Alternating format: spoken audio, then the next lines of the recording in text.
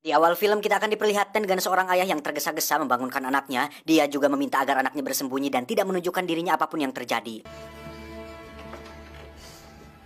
Dan ternyata rumah mereka tengah dikepung oleh sekelompok musuh yang hendak membunuh seluruh penghuni rumah tersebut. Dan karena tidak ingin anaknya terbunuh, si ayah kemudian menghadapi kelompok itu. Namun karena terlalu banyak para sniper di luar sana, si ayah pun memilih untuk mengorbankan dirinya sendiri supaya anaknya bisa lolos.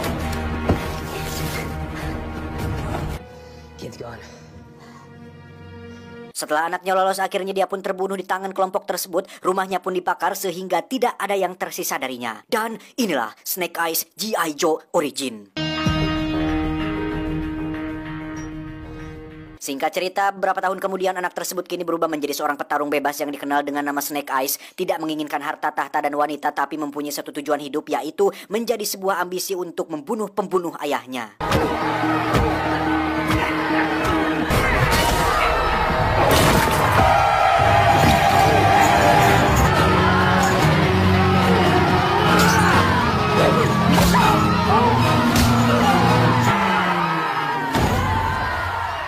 Setelah menyelesaikan pertarungan, dia pun didatangi oleh seorang laki-laki bernama Kenta dan ditawarinya sebuah pekerjaan, dan sebagai imbalannya, pria itu berjanji bahwa dia akan memberikan informasi tentang pelaku pembunuhan ayahnya beberapa tahun yang lalu.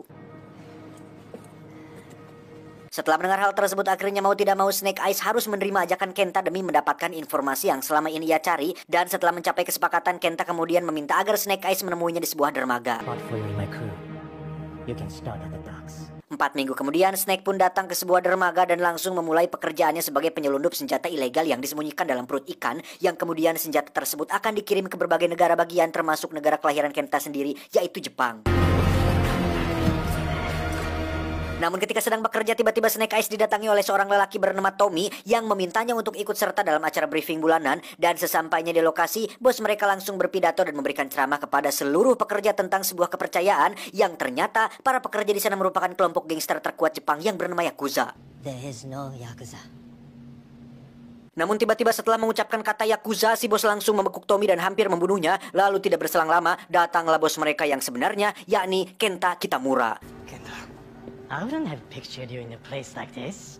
Tanpa ditanya, Kenta langsung menghina Tommy dengan mengatakan bahwa dia merupakan sepupunya sekaligus salah satu anak dari orang terkuat di Jepang. Namun akhirnya dia harus berakhir di tempat yang kotor seperti ini. Sedikit penjelasan bahwasannya Kenta merupakan sepupu sah dari Tommy dan mereka berdua tinggal dan dibesarkan di sebuah klan terkuat di Jepang yang bernama Arashikage. Namun karena pemimpin klan sudah berniat untuk mewariskan tahtanya kepada Tommy, akhirnya membuat Kenta marah dan memutuskan untuk keluar dari klannya. Dan suatu saat nanti dia akan merebut kembali sesuatu yang dia yakini adalah miliknya. Setelah penyamaran Tommy terbongkar, Kenta meminta loyalitas Snake terhadapnya dengan membunuh Tommy tepat di hadapan Kenta dan seluruh anak buahnya. Namun karena Snake Eyes belum pernah membunuh siapapun, maka dia memilih untuk tidak membunuh Tommy dan balik membantunya sehingga membuat Kenta menjadi musuh mereka berdua. Dan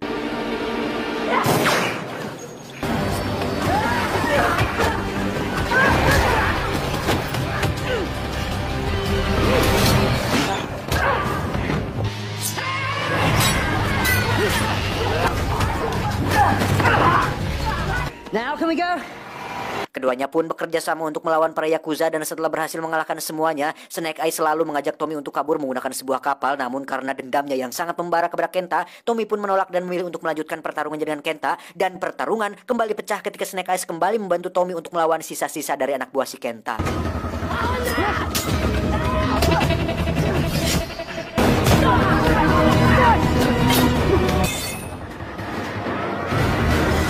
Namun lagi-lagi Kenta berhasil lolos dari Tommy karena tiba-tiba puluhan anak buahnya datang membantunya, sedangkan mereka berdua memilih untuk melarikan diri dengan masuk ke sebuah truk. Namun sayangnya rencana mereka tidak berjalan mulus karena anak buah Kenta terus menghujani mereka dengan katana, sehingga membuat tubuh Snake Eyes menjadi korban dari katana tersebut. Akan tetapi Dewi Fortuna masih memihak mereka berdua karena tidak berselang lama polisi datang dan langsung melerai pertikaian antara Tommy CS dan para Yakuza. Sementara itu Snake Eyes pun pingsan akibat luka yang dia dapatkan dari katana yang berhasil menembus perutnya. Lalu ketika sadar, Snake ini sudah berada di dalam pesawat bersama Tommy dengan penampilan Tommy yang kini terlihat sangat tampan. Di sana Tommy menjelaskan bahwa Kenta merupakan saudara yang akan bersaing dengannya demi mendapatkan posisi sebagai pemimpin klan Arashikage. Namun karena hanya ada satu kursi kepemimpinan, maka Kenta berinisiatif untuk membunuh Tommy demi mendapatkan kursi tersebut. Lalu ketika kejahatannya terbongkar, akhirnya dia dibuang oleh klan sehingga menjadikan Tommy sebagai pewaris tunggal yang akan mengisi kekosongan sebagai pemimpin klannya. Dan sekarang Tommy akan membawa Snake Eyes ke dalam klannya karena dia merasa bahwa dirinya mempunyai hutang darah kepada Snake Eyes. Singkat cerita, Tommy mengajak Snake Eyes untuk bertemu dengan sang pemimpin klan yang tiada lain adalah nenek Tommy sendiri. Di sana si nenek sangat berterima kasih kepada Snake Eyes karena telah menyelamatkan satu-satunya pewaris tahta dari klan Arashikage. I have a better idea. Tommy mengusulkan agar Snake Eyes masuk ke dalam klannya dengan melakukan ujian yang bernama 3 tantangan supaya Snake bisa menjadi salah satu anggota dari klan Arashikage. The 3 challenges of the warrior. Beberapa hari berlalu, tibalah waktunya bagi Snake Eyes untuk melewati tantangan pertamanya, dan sebelum tantangannya dimulai, pemimpin klan memperkenalkan 2 guru terhormat di sana, yaitu Headmaster dan Blind Master. Setelah itu, Tommy juga memberikan pesan kepada Snake agar dia meninggalkan egonya, serang dengan kehormatan, tidak mementingkan diri sendiri, dan kejujuran akan mengarahkan menuju keharmonisan. Kemudian Headmaster juga menjelaskan tentang aturan tantangan pertamanya, yaitu masing-masing dari mereka akan memegang sebuah mangkuk berisi air, dan Snake Eyes harus mengambil mangkuk dari tangan Headmaster tanpa menumpahkan airnya sedikit pun. Dan di sana, Snake memiliki 4 kali kesempatan untuk mendapatkan mangkok tersebut dari Headmaster dan...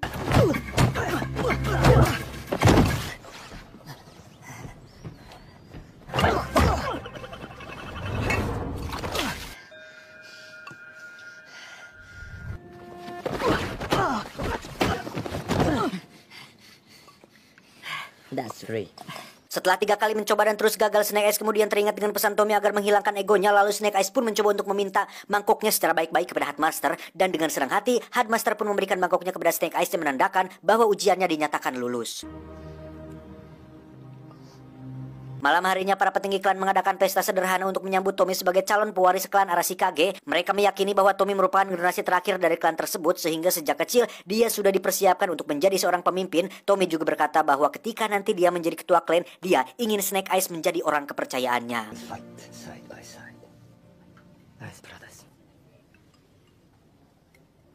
Setelah pesta usai, Snake kemudian meminjam motor milik klan dengan dalih ingin pergi ke warung. Namun tanpa sepengetahuan Tommy, ternyata Snake pergi menemui Kenta yang rupanya selama ini Snake bekerja sama dengan Kenta untuk mengelabui Tommy. Meski sebenarnya upaya ini terpaksa dilakukan oleh Snake demi menemukan siapa pembunuh ayahnya. Dengan masuknya ke dalam klan, Kenta menganggap bahwa Snake telah berhasil mendapatkan kepercayaan dari Tommy, sehingga membuatnya lebih mudah untuk mendapatkan apa yang Kenta inginkan. Dan ternyata Kenta ingin agar Snake bisa mengambil benda berharga bernama Permata Mentari 77 yang tersimpan jauh di dalam kastil. Dan setelah pertemuan itu, Snake bergegas pulang. Namun saat akan memasuki rumah, ternyata Akiko memperhatikan kedatangan Snake secara diam-diam. Keesokan harinya, Snake mulai berkeliling dan mengamati semua area kastil untuk mempermudahnya dalam menjalankan misi dari Kenta. Namun tak berselang lama, dia malah bertemu dengan Tommy hingga akhirnya mereka berdua pun langsung ngadongeng. Di sana Tommy bercerita tentang keagungan sebuah permata yang selalu mereka jaga dari generasi ke generasi. Lalu Tommy juga memberikan Snake sebuah hadiah berupa katana suci yang bernama Morning Light sebagai ucapan selamat atas kelulusannya pada ujian pertama. Keesokan paginya, Snake mulai menelusuri bagian dalam kastil untuk mencari tahu titik lokasi dari Permata Mentari 77 yang diinginkan oleh Kenta. Namun akhirnya malah diketahui oleh Akiko, sehingga mau tidak mau dia harus mengurungkan niatnya tersebut. Let's find out. Ketika Akiko melihat Morning Light berada di tangan Snake, dia langsung mengajaknya berduel untuk melihat kelayakannya memegang senjata suci tersebut, yang pada akhirnya duel antara Snake dan Akiko pun tidak terelakkan lagi.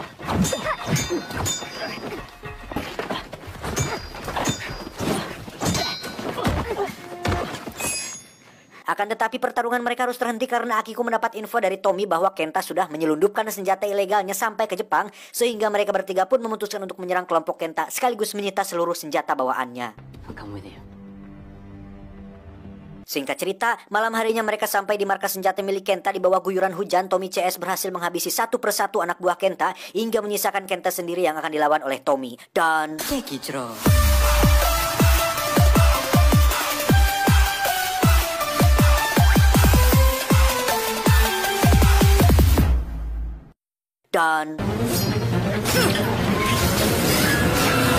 Akan tetapi dari awal Kenta memang bukanlah tandingan Tommy, namun karena kalah jumlah, akhirnya Kenta lebih memilih untuk mundur daripada membuang nyawanya di sana. Dan dengan kaburnya Kenta, Tommy CS pun berhasil mendapatkan senjata yang diselundupkan Kenta. Namun betapa terkejutnya Tommy ketika mengetahui bahwa terdapat campur tangan dari sebuah sindikat teroris paling berbahaya yang bernama Cobra. Which means we're gonna need support. Let's call Scarlet. Tommy pun menghubungi rekan yang bernama Scarlet. Ini parasnya seorang agen anti-teroris dari organisasi yang bernama G.I. Joe. Dan alasan Tommy menghubungi Scarlet adalah agar organisasinya dapat mengurus Cobra sehingga Tommy bisa menghadapi Kenta tanpa adanya gangguan dari pihak lain. Sementara itu, Scarlet yang mendapat kabar bahwa organisasi Cobra mulai bergerak langsung memutuskan untuk pergi ke Jepang saat itu juga. I'll be in Tokyo as soon as I can.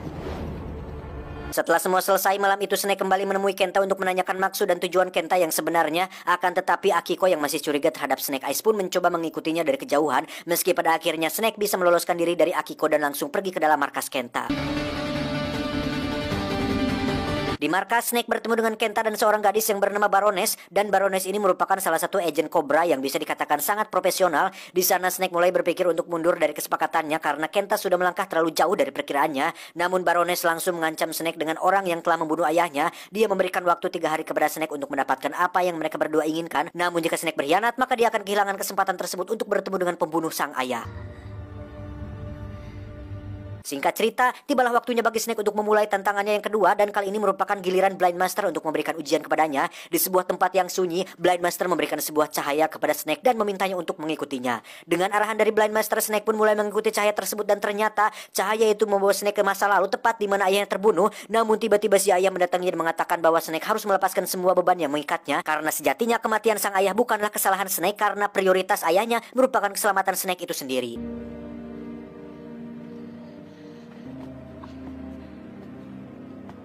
Tidak lama kemudian Blind Master mendatangi Snake dan berkata bahwa tujuan dari ujian tersebut untuk mengetahui kelemahan diri sendiri, maka dari itu dia sendirilah yang harus mengatasinya. This is not a challenge you want to fail.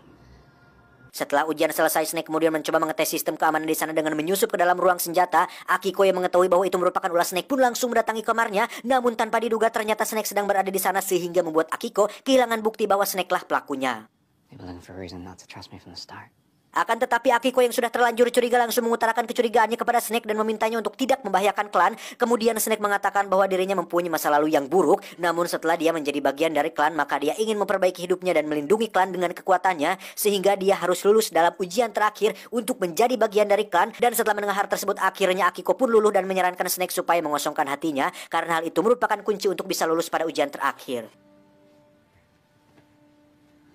Singkat cerita, hari ujian terakhir pun tiba. Snake diminta untuk turun ke sebuah lubang yang di dalamnya terdapat ular anaconda raksasa. Konon katanya ular itu tidak akan memakan manusia yang hatinya suci baik dalam pikiran, perkataan, dan perbuatan. Sementara itu Snake berusaha dengan keras untuk menenangkan hatinya, namun sayangnya dia terlalu cepat berpuas diri dan hampir terbunuh oleh ular tersebut. Namun beruntung Akiko yang tidak tega melihat Snake dalam bahaya memutuskan untuk langsung menolongnya.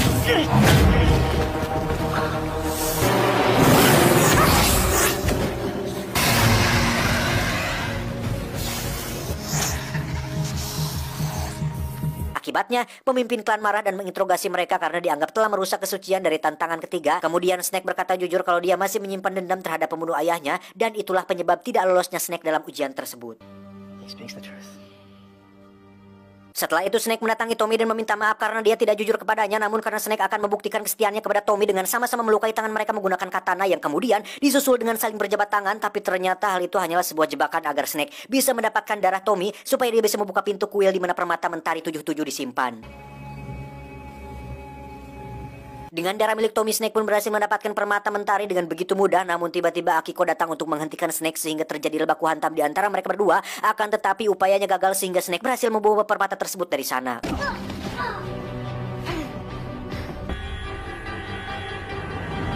Snake pun mendatangi Kenta dan menyerahkan permata itu kepadanya, dan sesuai kesepakatan di mereka di awal, akhirnya Kenta mempertemukan Snake dengan pembunuh ayahnya. Namun ternyata pembunuh ayahnya itu merupakan salah satu dari organisasi Cobra yang tiada lain adalah sekutunya sendiri. Lalu Snake memutuskan untuk melepaskan pembunuh itu dan berbalik arah untuk menghancurkan organisasi Cobra yang tengah beraliansi dengan Kenta untuk menghancurkan klan Arashikage. Namun ketika mengejar Kenta, Snake malah bertemu dengan Tommy dan Akiko yang sudah terlanjur marah kepada Snake dan berniat untuk membunuhnya. Tanpa memperdulikan hal itu, Snake malah meminta Tommy dan Akiko untuk kembali ke klannya yang sedang dalam bahaya.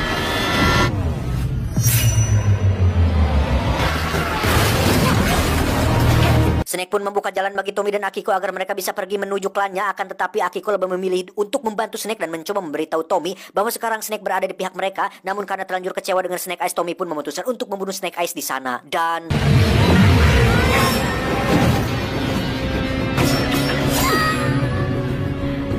tidak berselang lama, akhirnya Tommy berhasil berhadapan dengan Snake dan duel pembalasan pun dimulai.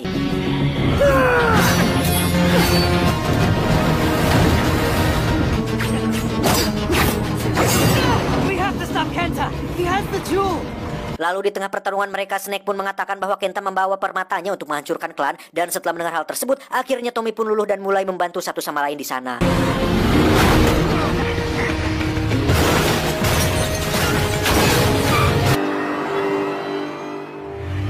Singkat cerita, Kenta dan Baroness kini sudah berada di dalam kastil Arashikage. Mereka kemudian menghancurkan kastil dengan menggunakan permata mentari. Kemudian Headmaster dan Blindmaster beserta seluruh penghuni kastil yang lainnya langsung dikerahkan untuk menghentikan Kenta dan kelompoknya. Tidak lama kemudian, Scarlet pun datang dan langsung membantu para master untuk menghadapi kelompok Arashikage. Namun karena Kenta memiliki permata mentari yang sangat kuat sehingga membuat pemimpin klan harus tertangkap, yang menandakan bahwa klan Arashikage telah ditaklukkan.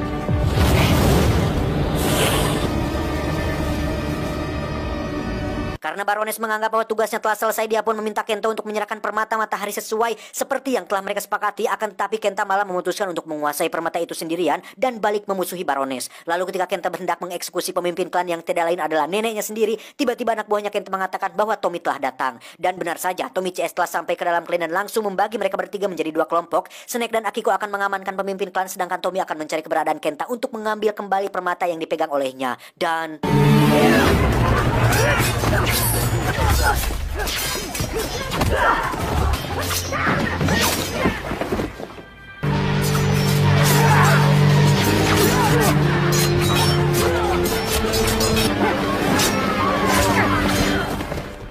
kemudian setelah kelompok Kenta terpojok, pemimpin klan menggunakan sebuah bom asap agar kelompoknya bisa menyebar. Dan untuk mengantisipasi kekuatan permata, pemimpin klan menggunakan semua petasan yang ada di gudangnya sebagai serangan kejutan untuk Kenta. Dan benar saja, petasan tersebut cukup efektif sehingga membuat Kenta terpental. Karena ledakannya, dia pun tanpa sadar melepaskan permata tersebut yang langsung diambil alih oleh Tommy. Tanpa sadar, Tommy langsung menyerang Kenta dengan permata tersebut dan hal itu cukup membuat neneknya kecewa. Namun ternyata kekuatan permata tidak mengenai Kenta sehingga dia berhasil meloloskan diri. Kenta's gone. Snake Eyes yang mempunyai dendam pribadi kepada Kenta langsung mengejarnya sampai ke tempat lubang penghakiman. Dan di sana, final fight antara Kenta dan Snake pun terjadi.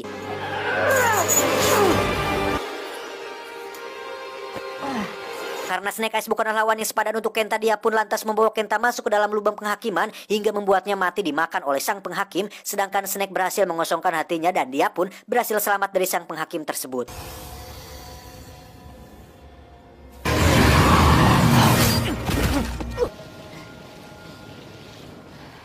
Di sisi lain, Headmaster berhasil mengembalikan permatanya ke tempat semula. Sementara itu, pemimpin klan memutuskan untuk mengakhiri garis kepemimpinan klan sampai pada dirinya. Hal itu disebabkan oleh karena Tommy, sang pewaris terakhir, telah melanggar aturan klan untuk tidak menggunakan kekuatan permata demi dirinya sendiri. Our clan swore an oath to never use the jewel.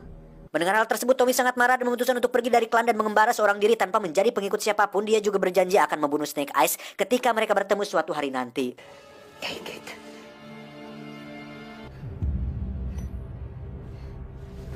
I serve no one. Setelah kepergian Tommy, Snake Eyes juga memutuskan untuk pergi meninggalkan klan tersebut demi membawa kembali sahabat yang telah dia hianati. Namun sebelum pergi, Akiko memberinya sebuah outfit yang akan selalu dia pakai dalam misi pencariannya. Be careful. Kemudian Scarlet memberikan sebuah berkas kepada Tommy tentang siapa ayahnya dan mengapa dia dan ayahnya tidak bisa ditemukan. Dan ternyata ayahnya adalah seorang anggota Zhou yang telah menyelamatkan ribuan nyawa dengan menyusup ke dalam sel kobra sehingga bisa mencegah sebuah insiden yang akan membunuh separuh dari populasi manusia. Dan itulah alasan kobra membunuh ayahnya.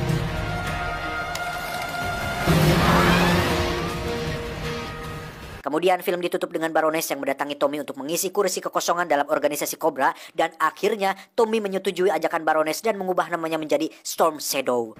Call me Storm Shadow. Tamat, ending yang cukup membagongkan.